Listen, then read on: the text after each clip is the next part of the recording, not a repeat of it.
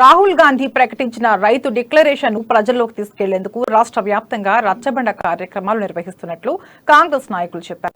కామారెడ్డి జిల్లాలోని నరసన్నపల్లి, పాతరాజంపేట గ్రామాల్లో కాంగ్రెస్ పార్టీ జెండా ఆవిష్కరణ చేసి రచ్చబండ కార్యక్రమం నిర్వహించారు. కాంగ్రెస్ కార్యకర్తలకు సభ్యత్వ నమోదు, ఇన్సూరెన్స్ కార్డులు పంపిణీ చేశారు.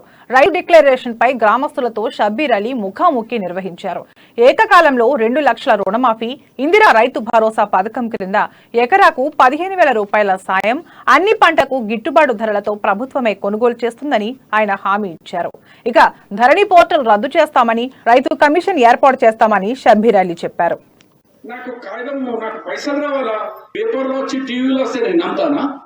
నీకు డబ్బులు ఇచ్చినా నాకు డబ్బులు ఆఫీసి నా పాలసీ వాడంటారు. అంత తప్పు లేదు, ఇక మనదే తప్పు. కాబట్టి మేము ఇవాళ ఏం డిమాండ్ చేస్తే, కేసీఆర్ మాకు 1,00,000 రూపాయలు రుణమాఫీ చేస్తాను, చేస్తావా చేయవా? చేస్తావా సస్తావా? ప్రజాస్వామ్యంలో మీరు కూడా కొంచెం బుద్ధి ఆలోచించేయండి. కొడుకొని మోసపోకండి అప్పుడు పోయినట్టు. లేకుంటే లిక్కర్, చికెన్ పంపుతాడు, దానికి మనం ఈ భవిష్యత్ జీవితాలు ఖరాబ్ చేసుకోకండి. ఇప్పటికే మీ పిల్లలు పరిష్కారం చేసేటోడు లేదు. ముఖ్యమంత్రి 4.5 సంవత్సరాల నుంచి సెక్రటరీ తెలియదు వారికి. నాకు కాగితం, నాకు పైసలు రావాలా? పేపర్